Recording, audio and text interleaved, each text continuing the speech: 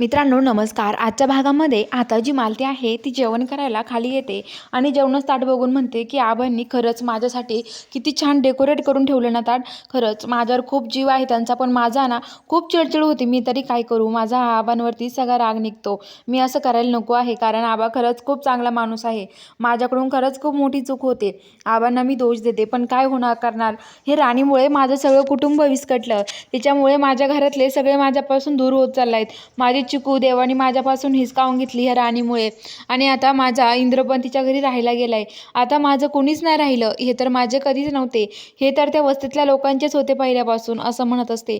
आणि आता लगेच जी मालती आहे ती म्हणते की मला नाही जेवायचं, माझा इंद्र घरी येत नाही ना तोपर्यंत मी नाही जेवणार, असं बोलते. आणि आता इकडं जो इंद्र आणि राणी आहे ते मस्त एन्जॉय करत असतात. आणि तेवढ्यात गोट्या म्हणतो की काय हो इंद्र सर, सोडा ना आता राणीला, पडन ती खाली. तर आता लगेच इंद्र राणीला सोडतो आणि म्हणतो गोट्या तू कधी आलास इथे. राणी विचारते, तर गोट्या म्हणतो की तुम्ही जेव्हा तुमचं हे चालू होतं ना एकमेकाला पकडलेलं तेव्हा चाललोय मी. तर आता लगेच राणी म्हणते काय बोलतोय गोट्या, काही पण नको बोलूस. अरे माझा पाय घसरला होता, मी पडायला लागले, त्यामुळे इंद्र सरांनी पकडलं होतं. तर आता तो म्हणतो की हो हो नको, मला माहिती बाबा, नको सांगू मला, असं म्हणतो. तर आता लगेच तो म्हणतो की खूप थंडी वाजते ना, तुम्हाला नाही वाजत का थंडी, थंडी वाजते ना. राणी म्हणते चला मग आपण शेकोटी करूयात, शेकत बसूयात, चला. तर मग आता ते तिघं पण आता इकडं शेकोटी करतात आणि शेकत असतात तिघे जण. तेवढ्यात आता जी राणी आहे तिला खूप थंडी वाजल्यासारखं करते.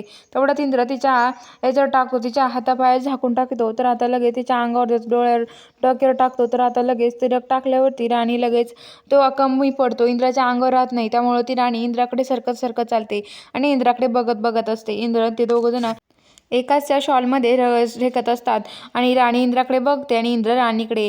तर आता इकडं ते मारकरी हा त्यांच्यावर नेम धरून बसलेला असतो, कधी मारून कधी नाही असं बघत असतो, तो वाटच बघून असतो. तर बघूया आता पुढील भागामध्ये काय घडणार आहे, हे बघायला चॅनलला सबस्क्राईब करा.